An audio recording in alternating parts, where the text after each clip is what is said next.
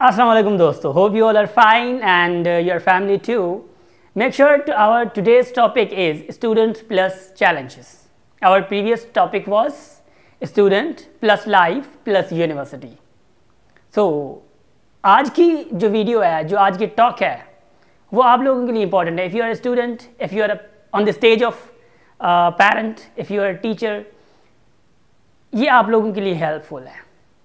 क्यों? क्योंकि in this video we will be discussing all about the challenges, the difficulties which you will be facing in university. Okay? अगर आप parent के stage पर हैं तो आपके लिए इम्पॉर्टेंट है, क्योंकि आप लोग अवेयर कर सकते हैं अपनी ऑफस्प्रिंग को, अपनी औलाद को अवेयर कर सकते हैं भाई ये चीज़ें जो हैं डिफ़िकल्ट हैं आपके लिए. If you are teacher then आप जो है स्टूडेंट्स को, अपने स्टूडेंट्स को अवेयर कर सकते हैं. Okay, so let's discuss. देखें, फर्स्ट जब आप जाते हैं, क्योंकि इंटर जब क्लियर करते हैं तो यूनिवर्सिटी जाने के लिए आपको टेस्ट क्लियर करना पड़ता है. पहला चैलेंज जो होता है आप लोगों के लिए, टेस्ट क्लियर करना पड़ता है. किसी भी यूनिवर्सिटी का, कोई भी यूनिवर्सिटी हो, टेस्ट आप लोगों से लेगी तो उनके लिए एक बड़ा प्रोसेस है, आपने मेहनत करनी पड़ती है. मेहनत करके आप एंटर हो जाते हैं यूनिवर्सिटी में. उसके बाद जो एक प्रोसेस सबसे बड़ा चैलेंजिंग होता है, जो कि मोस्ट इम्पॉर्टेंट होता है पूरी लाइफ के लिए, पूरी एग्जिस्टेंस के लिए, वो है आपकी selection of department, selection of subjects, selection of area. वो चीज़ें क्यों इम्पॉर्टेंट हैं? क्योंकि आप जिस डिपार्टमेंट को चूज़ करते हो ना, इसका मतलब है आप ये चूज़ करते हो कि आप पूरी लाइफ कौन से बेसिस पे गुजारनी है आपने, वो फैसला करते हो आप. अगर आप बीबीए चूज़ कर रहे हो तो इसका मतलब यह है कि आपका जहन जो है वो बिज़नेस की तरफ की तरफ रिलेटेड है. अगर आप एजुकेशन में मतलब कि आना चाहते हो तो आप बीएड या एजुकेशन के रिलेटेड जो भी फील्ड है आप वो चूज़ करना चाहते हो. फॉर सपोज आप जो है एक मीडिया में जाना चाहते हो, मीडिया में तो आप मास एंड कम्युनिकेशन जो है चूज़ करोगे आप. ठीक, तो देखें, फर्स्ट जो चैलेंजेस आपने फेस करनी है, वो पहले से पहले जो चैलेंज फेस करनी है वो यही चीज़ फेस करनी है कि आपने डिपार्टमेंट, आपने जो फील्ड है वो सही से चूज़ करनी है. वही आपको डिफाइन कराती है कि हु यू आर. एक्चुअली हम इंटर भी पास कर जाते हैं, वी डोंट नो इवन कि हम हमारा जो सब्जेक्ट इंटरेस्ट है, मतलब जो चीज़ें मुझे अच्छी लगती हैं या कुछ है वो हमें सब पता होता है ना. हमें ये नहीं पता होता कि मैं कौन सी फील्ड में जाऊं, मुझे क्या चूज़ करना है. यूनिवर्सिटी में जाके जब वो डिपार्टमेंट्स आ रहे होते हैं तो हम लोगों से पूछ रहे होते हैं भाई कौन सा अच्छा डिपार्टमेंट है. भाई आप कौन से फील्ड में जाना चाहते हो, आपने कभी अपना फैसला किया है? We lack in these things, जो कि बहुत इंपॉर्टेंट है हमारे लिए. हमारा फैसला हम किसी और से पूछ रहे होते हैं, किसी और को कह रहे होते हैं कि भाई बता तो सही मैं कौन सा डिपार्टमेंट चूज करूं. तो is it our life? No, it is not our life. ये हमारा डिसीजंस, हमारे फैसले हम किसी और से करवा रहे होते हैं, जो कि हमें नहीं करने होते हैं. इंटर क्लियर करने तक मैंने पिछली वीडियो में जो कि मैंने बनाई है लाइफ यूनिवर्सिटी की, जो मैं बनाई थी, उसमें मैंने आप लोगों को बताया कि take the decisions what you want. आप वो डिसीजंस लें जो आप चाहते हैं. जो आप चाहते हैं वो किसी दूसरों से डिसीजन ना लें. आप सजेशंस ले सकते हैं. For suppose you are interested in 2 or 3 subjects and you can take the suggestions from your friends, from your parents, from your teachers, from your colleagues. किससे भी ले सकते हैं डिसीजंस, मगर सजेशंस ले सकते हैं, मगर डिसीजंस आपने करने होते हैं. तो सब्जेक्ट आपने पहले चूज करना है. इसका मतलब है कि अगर आप कोई सब्जेक्ट, कोई एरिया आप चूज कर रहे हैं तो इसका मतलब यह है कि आप जो रिमेनिंग आपकी लाइफ है ना, वो आप बता रहे हैं कि आपने कैसे गुजारनी है. अगर आप बीएड चूज कर रहे हैं, like I am in BEd education department and I have chosen कि मुझे एजुकेशन फील्ड में काम करना है and I am doing that type of work related to education. But अगर आप ऐसी फील्ड में आ रहे हैं, इसका मतलब यह है कि आपने एजुकेशन के रिलेटेड आपने फील्ड में जाना है. अब इसका मतलब क्या है? अगर आप इंटरेस्टेड एजुकेशन में है नहीं, आप बीएड में आ रहे हैं किसी और की वजह से, तो लाइफ तो तबाह हुई ना आपकी. आप इंटरेस्टेड ही नहीं है. कई स्टूडेंट हमने देखे हैं, कई कैंडिडेट्स हमने ऐसे देखे हैं कि डिपार्टमेंट कोई दूसरा चूज़ कर लेते हैं और 3 साल के बाद, 2 साल के बाद वो दूसरे डिपार्टमेंट में चले जाते हैं और आपने वो 2-3 साल जो है ना वेस्ट कर दिए होते. क्यों?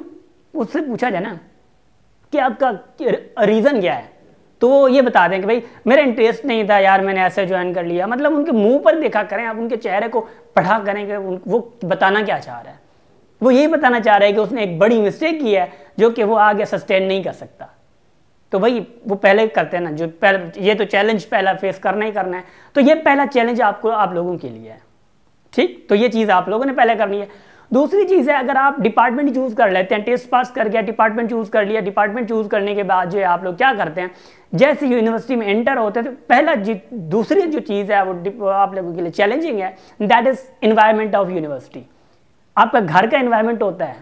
आप जब घर में होते हैं, इंटर में होते हैं, तो मोस्टली आपका जो इन्वायरमेंट होता है वो मतलब घर का इन्वायरमेंट होता है। यह ऐसा इन्वायरमेंट होता है जो कि मतलब यूनिवर्सिटी से अलग होता है। जब आप यूनिवर्सिटी में पहुंचते हैं ना, तो सारा इन्वायरमेंट जो वो वहाँ का होता है, वो आपके जहन को कुछ मतलब कि ऐसा लग रहा होता है, स्ट्रेंज सा लग रहा होता है, और आप इधर उधर मतलब तकते फिरते हैं। तो एक चैलेंज ये भी है कि आपने अडेप्ट करना है, जल्द से जल्द समझना है उस इन्वायरमेंट को, क्योंकि हर यूनिवर्सिटी का इन्वायरमेंट एक अपना है। ऐसी बहुत सी यूनिवर्सिटीज़ हैं। एक यूनिवर्सिटी में मिसाल के तौर पे अगर आप जा रहे हैं तो वहाँ पे ज़्यादातर लोग जो हैं बहुत फ्री हैं, तो आपने उस माहौल से के हिसाब से रहना है। कोई ऐसी यूनिवर्सिटीज़ जहाँ पे सारों के जो माइंड हैं वो थोड़े बाउंडेड हैं, सारे स्टडी में लगे होते हैं। कोई ऐसी यूनिवर्सिटीज़ है जहाँ पे इन्वायरमेंट आपको ऐसा मिलता है कि सब मतलब बहुत फ्री माहौल है, ऐसे चिल माहौल है। तो यहाँ पे ऐसे मतलब डिफरेंट यूनिवर्सिटीज़ या डिफरेंट स्कूल कॉलेजेस में जो होता है, सही होता है कि हर किसी का एक अपना माहौल होता है। तो आपने इन्वायरमेंट को जल्द से जल्द अडेप्ट करना है, इन्वायरमेंट को आपने अडेप्ट, क्योंकि बीइंग एन एक्सपीरियंस्ड पर्सन के मैं भी ऐसे जैसे यूनिवर्सिटी में आया था, 3 महीने मुझे लगे थे जस्ट इन्वायरमेंट को अडेप्ट करने में। क्यों? मैं विलेज से गया, डायरेक्ट मैं ऐसे माहौल में पहुँच गया जहाँ पे मुझे, क्योंकि इट्स नेचुरल कि जहाँ पे मैं ऐसे माहौल में नहीं था जहाँ पे फीमेल्स थी, जहाँ पे ऐसे माहौल में नहीं गया था जहाँ पे बड़े बड़े आदमी थे या फॉर सपोज प्रोफेसर्स थे, ऐसे डॉक्टर्स थे। तो जहाँ पे जब वहाँ पे गया तो बोलने का अंदाज ही चेंज है। जब बोलने का अंदाज चेंज हो जाता है ना, तो इंसान के अंदर भी कुछ चेंजिंग आ जाती हैं। तो व्हेन आई वाज देयर, तो मुझे ये लगा कि भाई मैं कहीं गलत जगह पे आ गया हूँ और ये मेरे लिए नहीं है। तो ऐसा स्लोली एंड ग्रेजुअली 3 मंथ्स मुझे लगे खुद को अडेप्ट, मतलब खुद को संभालने में। तो आपने पहली चीज़ ये करनी है, इन्वायरमेंट को समझना है और उस इन्वायरमेंट को अडेप्ट करना है, ठीक है, ओके। नंबर जो सेकंड चीज़ है वो ये चीज़ है कि आप क्लास में जैसे पहुंचते हैं, आपकी फ्रेंडशिप, आपका एक रिलेशनशिप जो बिल्डअप होता है, वो चीज़, उस चीज़ का आप लोगों ने ख्याल रखना होता है। अब जैसे स्टार्टिंग में जाते हैं, क्योंकि इंसान की दोस्ती उनसे होती है जो लाइक माइंडेड होते हैं, और ये हम जल्द नहीं जान सकते, 1 महीने के अंदर अंदर नहीं जान सकते कि हमारा लाइक माइंडेड कौन है। तो ये चीज़ आप लोगों ने पहला सेमेस्टर, कम से कम पहला सेमेस्टर लगा देना है कि आप लोगों ने लोगों को देखना है कि लाइक माइंडेड कौन है आपका। देन आप लोगों ने किसी से रिलेशनशिप बिल्डअप करना है, रिलेशंस बिल्डअप करने हैं, ठीक है। तो पहले आपने जल्दबाजी नहीं करनी कि ऐसा ना हो कि आप जैसे जा रहे हैं बस इतने क्लोज हो गया और अपने पैसा खर्च कर दिया, सब कुछ कर दिया भाई, और लास्ट में चला बात चली कि ये तो यार मेरे लाइक माइंडेड नहीं है। अब लाइक माइंडेड होने का मतलब ये नहीं है अगर वो आप जैसा नहीं है तो वो गलत है। इसका मतलब ये नहीं है, कभी नहीं समझियो कि मैं दूसरों को गलत कह रहा हूँ अगर आप हैं तो, ऐसा नहीं है। हर किसी के समझने, हर किसी के चलने, हर किसी के बात करने का अंदाज जो है वो डिफरेंट होता है, गलत कोई नहीं होता। यस, गलतियाँ हर किसी से होती हैं, मगर उस इंसान को कंप्लीटली हम गलत नहीं कह सकते, ठीक है ना। तो लाइक माइंडेड उनका मतलब ये है, जिस टाइप के आप बंदे हैं ना, उस टाइप के साथ अगर आप मिल जाते हैं, उस टाइप के बंदे के साथ, कैंडिडेट के साथ मिल जाते हैं, तो आपकी लाइफ भी एक सस्टेन्ड हो जाती है, आपकी लाइफ भी एक मतलब कि एक अच्छे तरीके से गुजरना स्टार्ट हो जाती है, जो कि 4-5 साल यूनिवर्सिटी के होते हैं, बहुत इंपॉर्टेंट होते हैं, ठीक है, ओके।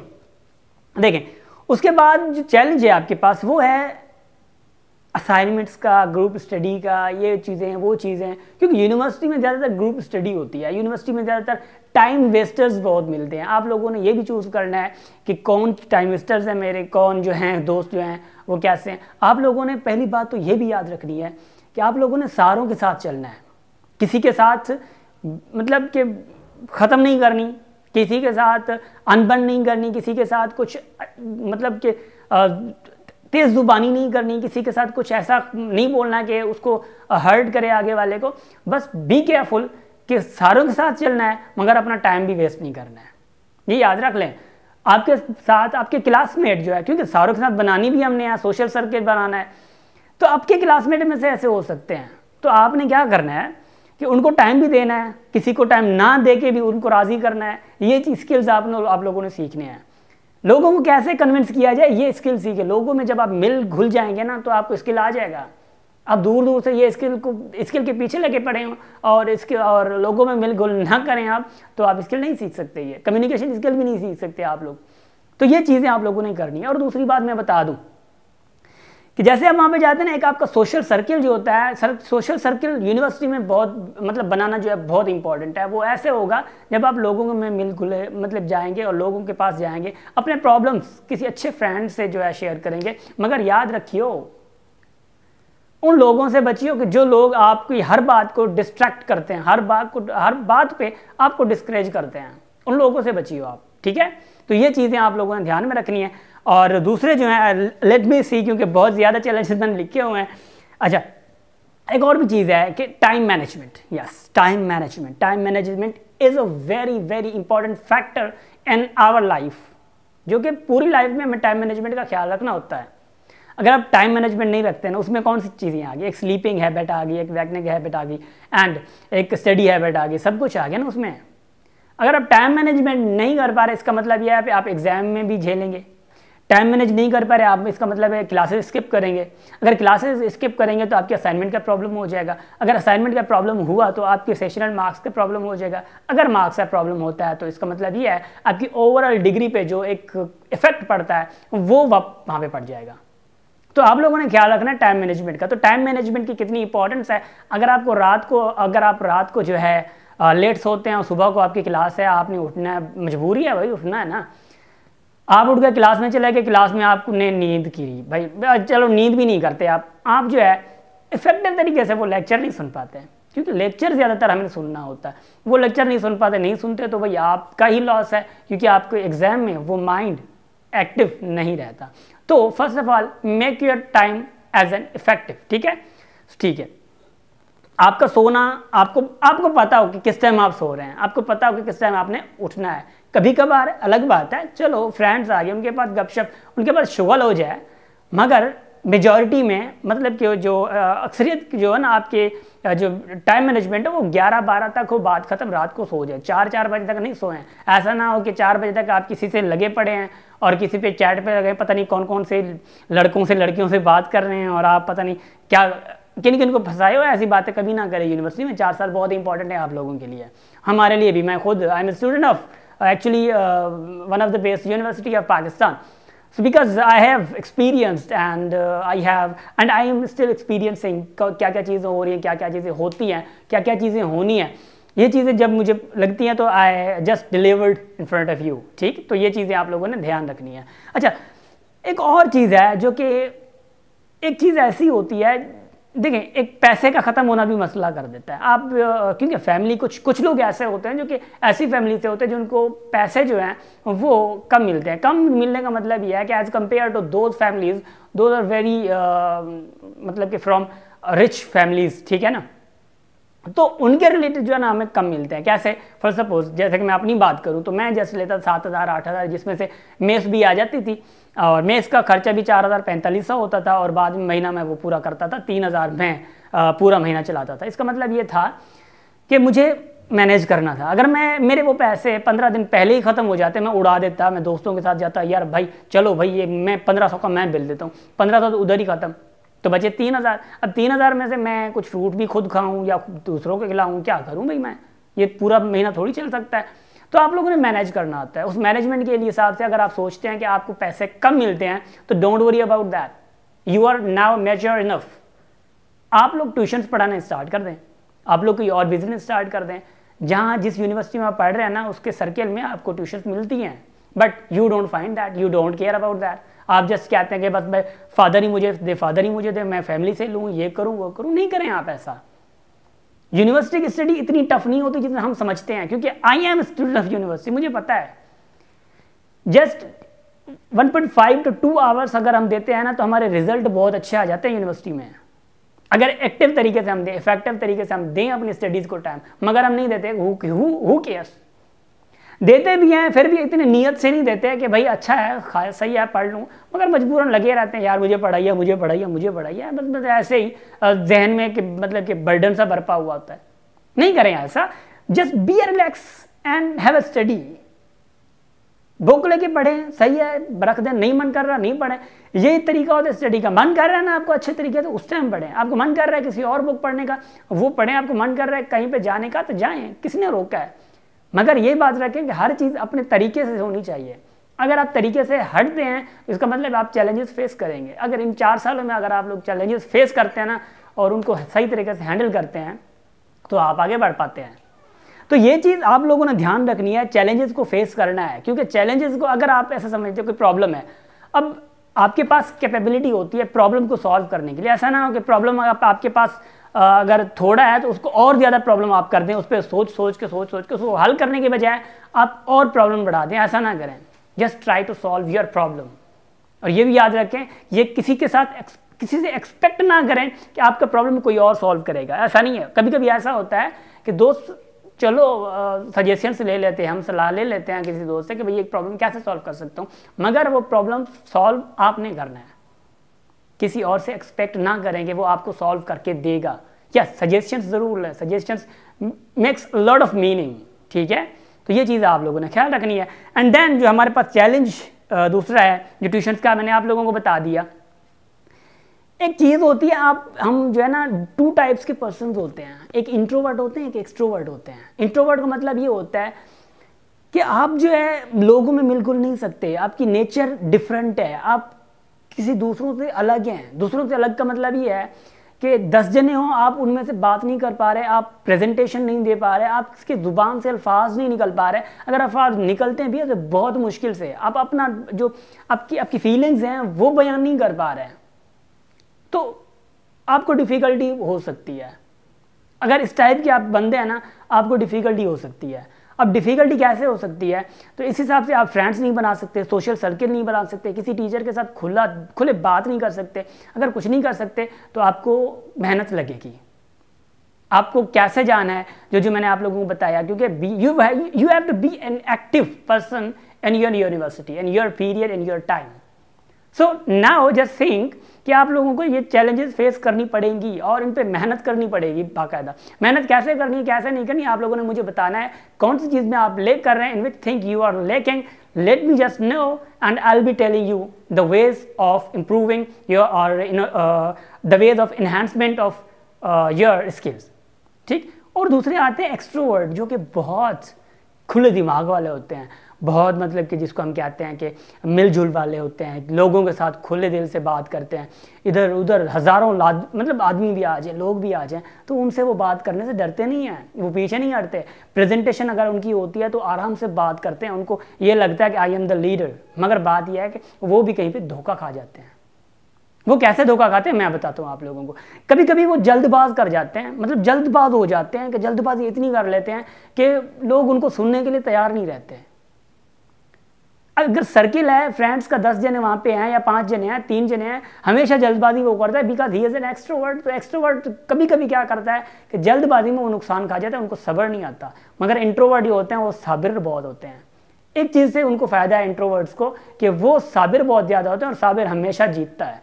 मगर बात यह भी रहे, कहीं कहीं पे वो नुकसानकार है, कहीं कहीं पे वो चीज़ नुकसानकार है। तो आप लोगों ने बैलेंस होकर चलना है, बैलेंस होकर सब्र करना है। यूनिवर्सिटी में अगर आपने अच्छे तरीके से वक्त गुजारना है तो आपको अपने साथ सब्र का नाम लेना होगा। आपको क्लासमेट बिला वजह भी कभी कभी गालियां दे देते हैं। आपके फ्रेंड्स कभी कभी पता ही नहीं होता कि भाई अरे यार दूसरा फ्रेंड मेरे साथ नाराज़ है, पता नहीं क्यों नाराज़ है, आपको पता ही नहीं होता, वो ऐसे ही नाराज़ होता है। उस चीज़ पे आपको सब्र करना है। ऐसा ना हो कि आप बस उसको गालियाँ देने लगे, यार मेरी गलती नहीं है, ये नहीं है, वो नहीं है। ये चीज़ नहीं करनी आपने। कभी कभी आपको पता नहीं होता, टीचर खुद डांटने लगता है, आपको खुद पता नहीं होता कि भाई मेरी गलती क्या है, टीचर ने मुझे डांटा क्यों है। कभी कभी आपको ये भी पता नहीं होता, गार्ड आपको रोके खड़ा है, भाई गार्ड रोके क्यों खड़ा है। तो उन चीज़ों पे आप लोगों ने सब्र करना है। कभी कभी चीज़ें लेने पे, कैफ़ेटेरिया पे चीज़ें लेने पे ही झगड़े हो जाते हैं। तो उन झगड़ों से आपने अलग रहना है। अगर आप झगड़ों से, अगर आप इन चीज़ों से ना, जो चीज़ें डिस्ट्रैक्ट करें, जो चीज़ें आपको डिस्टर्ब करें, उन चीज़ों से अगर आप अलग है ना, आप ये सोचते हैं कि भाई इन चीज़ों में मैंने नहीं जाना, किसी दूसरे की गलत बात जहन में ना सोचना, अगर गलत बात हो भी रही है उन चीज़ों को जहन में ना लाना ही एक इंसान की एक मतलब उन ना लाने में ही इंसान का एक बढ़ापा होता है। अगर आप बढ़ापे में आना चाहते हैं ना, तो ये चीज़ें आप ना करें।